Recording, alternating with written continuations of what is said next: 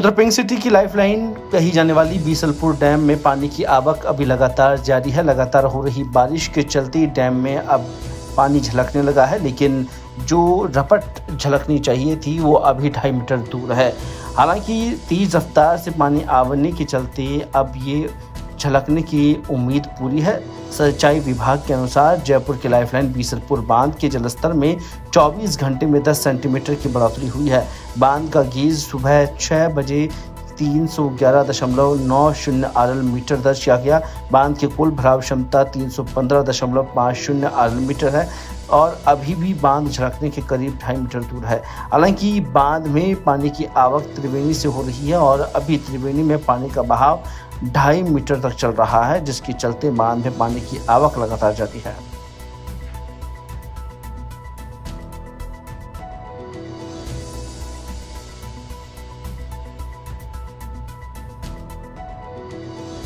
अलवर जिला अस्पताल में बड़ी लापरवाही सामने आई है। बुधवार को खून की कमी के चलते भर्ती एक युवक को बी पॉजिटिव की जगह ओ पॉजिटिव ब्लड चढ़ा दिया गया। गुरुवार को फिर से ब्लड चढ़ाने के लिए ब्लड देने का माजरा सामने आया, जहां पर अस्पताल स्टाफ के हाथ पैर फूट गए। गनीमत रही कि चढ़ाया हुआ ब्लड ओ पॉजिटिव और मरीज का था बी पॉजिटिव, वरना एक मरीज की जान खतरे में आ सकती थी।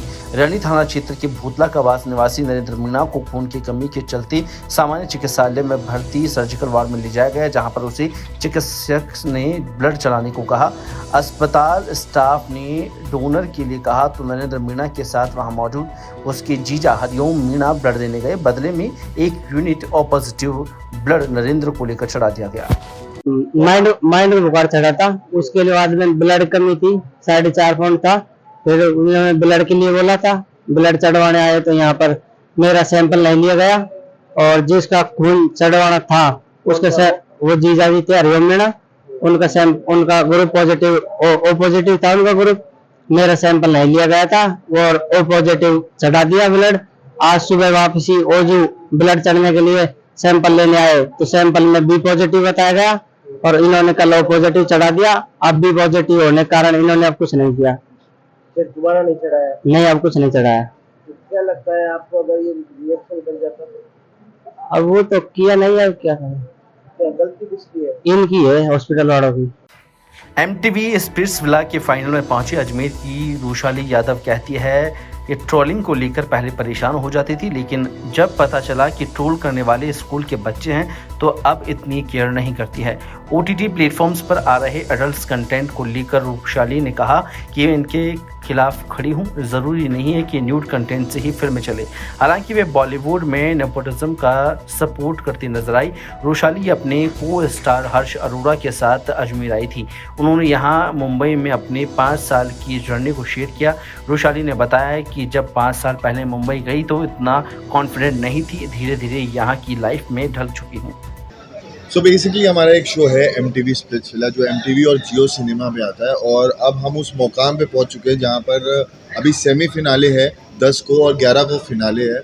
एंड हमें ये शुरू हुआ था मार्च फेब में इसकी शूटिंग शुरू हुई थी। मार्च एंड में इसका टेलीकास्ट होना शुरू हुआ। ऑलमोस्ट 4 से 5 महीने हो गए हैं एंड 6 महीने हो गए हैं and we are come very far. तो आई थिंक ये जर्नी बहुत ही अच्छी रही है। बहुत ही अप्स एंड डाउन्स आए हैं बट बहुत ही ब्यूटीफुल रही है। हमने बहुत कुछ सीखा है इससे। एंड ये अजमेर की बेटी है, अजमेर से निकला है। सो हम लोग चाहते थे कि हमारे लोग हैं जो जानना चाहते हैं, जो हम लोग छोटे शहरों से आए हैं, जो छोटे शहरों से जाके बड़ा नाम करके आए हैं, सो उससे लोग मोटिवेट हो और प्रेरित हो और अच्छा। तो हम लोग का ये था कि हम फिनाले से पहले अपने अपने होम टाउन्स आए, 2 दिन अजमेर 2 दिन कानपुर। वहाँ जाके हम लोग हमारे लोगों से मिले, बातचीत करें, उनको बताए, हमारे परिवार से मिले, उनको बताया कि हमने क्या किया है और क्यों ये हो रहा है। तो बिकॉज उन लोगों को भी हमारे एक सेलिब्रेशन का हिस्सा बना सके। अजमेर पुलिस ने ऑपरेशन एंटीवायरस के तहत 169 मोबाइल फोन बरामद किया है, जिनकी अनुमानित कीमत 57 लाख रुपए बताई जा रही है। साइबर सेल की ओर से पीड़ितों से संपर्क कर मोबाइल सुपुर्द किए जाएंगे, जिसकी जानकारी अजमेर SP देवेंद्र बिश्नोई ने दी है। बिश्नोई ने बताया कि लंबे समय से गुम हुए मोबाइल की संख्या को देखते हुए जिले में एक साथ प्रथम शिकायतों के आधार पर additional SP city Durga Singh Rajpurohit और ग्रामीण एडिशनल SP दीपक कुमार के नेतृत्व में ऑपरेशन एंटीवायरस का अभियान शुरू किया, जिसके तहत विश्नोई ने बताया कि अभियान के तहत साइबर सेल को कार्रवाई के निर्देश दिए। साइबर सेल की ओर से थाना स्तर पर टीम गठित करवाई और अब तक कुल 169 मोबाइल फ़ोन बरामद किए जा चुके हैं, जिसकी अनुमानित कीमत 57 लाख रुपए है। एसपी ने बताया कि यह अभियान आगे भी जारी रहेगा। बरामद किए गए मोबाइल फ़ोन मालिकों की पहचान कर उन्हें सुपुर्द किए जाएंगे। देखिए, जैसा कि आपको विदित है कि समय समय पर पुलिस के द्वारा ये अभियान चलाया जाता है। पूर्व में भी चलाया गया था, अभी भी पुलिस मुख्यालय के निर्देश पर जो है एंटीवायरस के नाम से जो ऑपरेशन चलाया जा रहा है, जो CEIR पोर्टल पर जो मोबाइल गुम हो जाते हैं उनकी गुमशुदगी को तलाश करने के लिए इसमें प्रयास किए जाते हैं।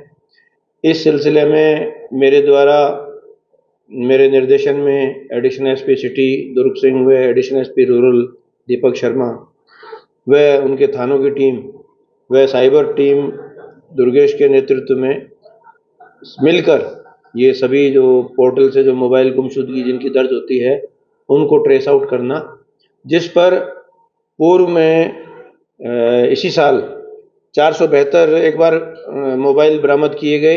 दूसरा मेरे टाइम में जो है 176 मोबाइल बरामद कर वापस लौटाए गए और अब जो है 169 मोबाइल आपके सामने हैं। जो लोगों के गुम हुए हैं उनके एड्रेस लिखे हुए हैं, उनको बुलाकर उनको ये मोबाइल सुपुर्द किए जाएंगे।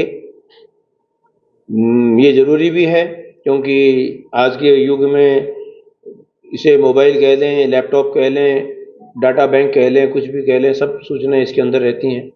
तो व्यक्ति का अगर मोबाइल गुम हो जाता है तो उसकी लगभग वो हैंडीकैप हो जाता है, तो उसकी सूचनाएं सारी इसके अंदर रहती हैं। तो हमारे पास कई बार आते हैं कि साहब बाकी हमें कुछ नहीं चाहिए, मोबाइल मिल जाए उसमें हमारे डाटा है, तो ये बड़ी समस्या आती है। तो इस भावना के तहत देखते हुए कि ज़्यादा से ज़्यादा रिकवरी हो और मोबाइल्स के जो है प्रयास करके कुछ समय में, क्योंकि कुछ समय पहले ही आपको जो है 176 मोबाइल की मैंने जो है यहाँ पर ही प्रेस कॉन्फ्रेंस की थी और अब ये 169 है मोबाइल, जो इनके जो कुछ मालिक भी आए हुए हैं जिनको मैं हैंडओवर भी करूँगा। और एक अच्छा प्रयास रहा है और ये एक पब्लिक में पुलिस का एक अच्छा मैसेज आता है पॉजिटिविटी के साथ कि पुलिस ये काम भी इंटरेस्ट से करती है और एक उसकी मजबूरी को या उसकी जो परेशानी है उसको समझती है। यही मैं आपको क्या कीमत जो है, ये टोटल मोबाइल हैं 169 और इनकी लगभग 57 लाख के आसपास अप्रोक्सीमेट वैल्यू है, जो कंपनी के हिसाब से जो ये मोबाइल होते हैं उस मोबाइल की रेट लिस्ट के हिसाब से। तो ये सर सारे मोबाइल जो हैं खोए हुए हैं या चोरी करे हुए? नहीं, ये सारे गुमशुदगी वाले CEIR पोर्टल पर इनकी जो है दर्ज होती है और इसको बरामद करने के लिए एक ऑपरेशन मुख्यालय द्वारा एंटीवायरस चलाया गया था। उस अभियान के तहत ये और रिकवरी किए गए हैं, इसलिए आपको सर जैसे पहले मोबाइल मिले थे तो लगभग 4-4 साल खोए पुराने मोबाइल मिले थे, इसमें भी कोई ऐसा कुछ है क्या मोबाइल वगैरह जो इतने सालों पुराना? इसमें तो लगभग अब सारे करंट वाले ही हैं, क्योंकि जो पहले पुराने मोबाइल थे वो तो आपके सामने 472 जो हैं वो एक बार बरामद हो चुके, उसमें काफ़ी पुराने मोबाइल भी थे। और ज़्यादा पुराना मोबाइल तो मेरे हिसाब से यूज़ भी नहीं रहता, सॉफ्टवेयर आउटडेट हो जाता है, टूट फूट भी हो जाती है, चोरी के उसमें जो है मार्केट में, ग्रे मार्केट में निकल जाता है, पुर्जों में निकल जाता है, कई चीज़ें ऐसी हैं। बट ये लेटेस्ट प्रयास के बाद ये आपके सामने बरामदगी रखी गई।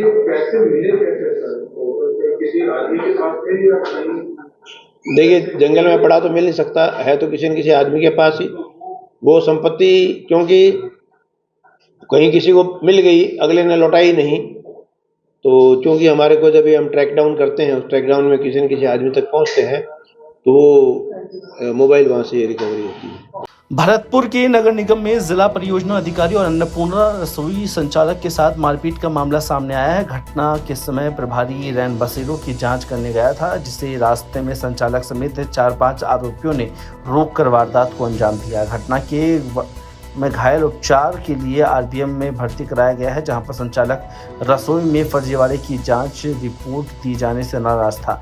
प्रभारी ने मथुरा गेट थाने में आरोपियों के खिलाफ एफआईआर दर्ज कराई थी, जहां पर बसेरों की जांच करने गए थे। अन्नपूर्णा रसोई संचालक प्रवेंद्र और उनके पिता समेत 4-5 लोगों ने सर्कुलर रोड पर उनको रोक लिया और धमकाने के बाद मारपीट शुरू कर दी। श्रीमाधोपुर तहसीलदार जगदीश प्रसाद बैरवा के नेतृत्व में राजस्व टीम ने बड़ी कार्रवाई को अंजाम दिया, जहां पर अतिक्रमणकारियों पर कार्रवाई करते हुए सांबलपुरा, तवरनार और आसपुर में सरकारी भूमि पर रास्तों को अतिक्रमण मुक्त कराया। तहसीलदार बैरवा के अनुसार राजकीय उच्च माध्यमिक विद्यालय सांबलपुरा और साथ ही खेल मैदान पर 10 वर्ष से अधिक अतिक्रमण होने, सरकारी भूमि से गुजरने वाले प्रचलित रास्ते और आसपुर के खातेदार भूमि से गुजरने वाले रास्ते पर अतिक्रमण को लेकर यूडीएच मंत्री झापर सिंह खर्रा की जनसुनवाई में अतिक्रमण हटाने की मांग की गई थी, जिस पर तहसीलदार श्रीमाधोपुर, पटवारी हल्का और थानाधिकारी अजीत सिंह के उपस्थिति में पुलिस जाब्ते के साथ अतिक्रमण हटाया गया, जहां पर पीड़ित हटाने और निलंबित परिवार निस्तारित होने पर ग्रामीणों को द्वारा तहसील प्रशासन का आभार व्यक्त किया।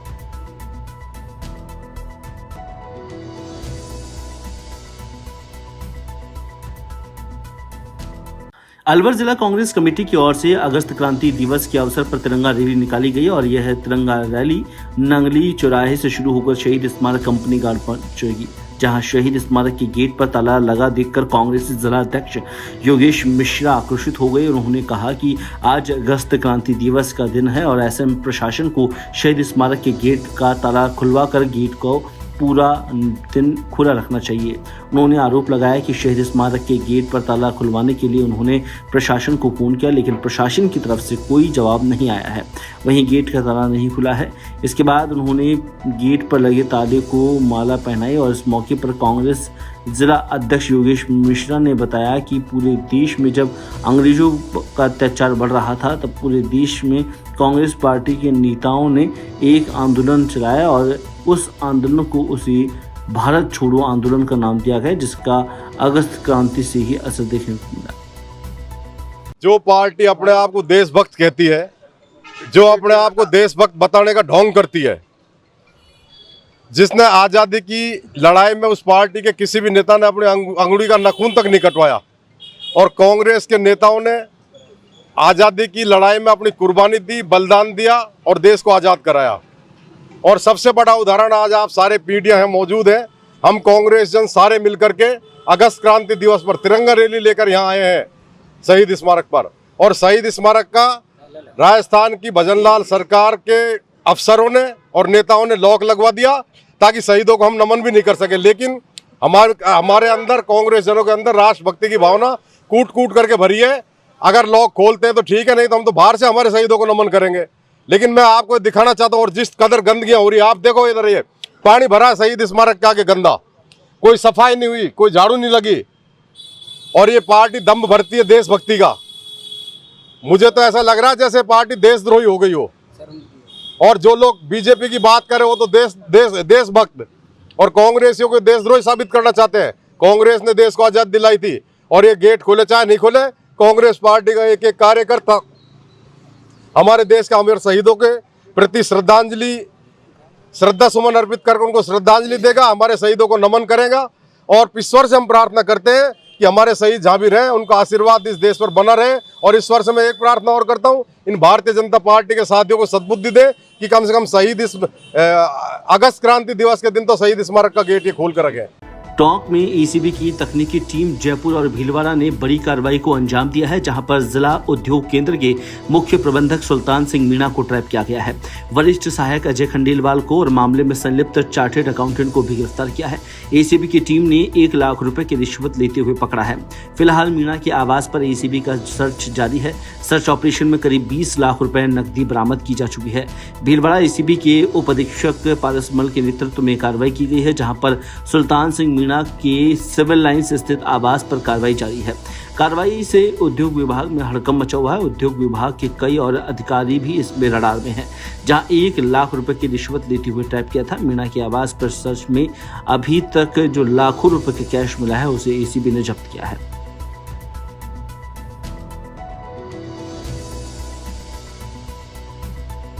धौलपुर जिले के मनिया क्षेत्र के टाड़ा गांव के नजदीक पार्वती नदी किनारे पशु चराने गए एक 28 वर्षीय युवक की नदी में नहाने के दौरान डूबने से मौत का मामला सामने आया है। वहीं बंटू अपने एक अन्य साथी के साथ पार्वती नदी के किनारे पशु चराने गया था। वहीं नहाने के दौरान यह हादसा हुआ। राहगीरों ने 2 युवकों को पानी में डूबता देख युवक को बचा लिया। वहीं टाड़ा निवासी बंटू पानी में डूब गया। घटना को देखते हुए गांव के लोगों ने मनिया पुलिस को सूचना दी। पुलिस जाब्ता रेस्क्यू टीम के साथ पहुंचा। मनिया थाना प्रभारी नरेश शर्मा ने बताया कि 28 वर्षीय युवक बंटू पशु चराने हुए गया था, जहां पर नजदीकी पार्वती नदी में यह हादसा हुआ है। उसका एक साथी बचा लिया गया है। साथ ही अभी फिलहाल एसडीआरएफ की टीम आसपास के ग्रामीणों के तीरा गोताखोर लगातार सर्च ऑपरेशन चला रखे हैं, लेकिन शव नहीं मिलने के चलते कार्रवाई जारी है।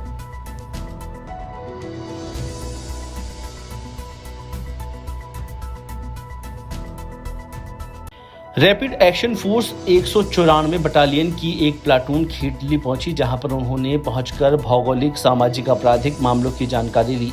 जानकारी के अनुसार rapid action force B194 battalion का एक प्लाटून 7 अगस्त को जिले के विभिन्न क्षेत्रों की वहां सामाजिक भौगोलिक आपराधिक मामलों की जानकारी के लिए वरिष्ठ और जागरूक लोगों से मुलाकात कर क्षेत्र के परिचय के साथ जानकारी जुटाई।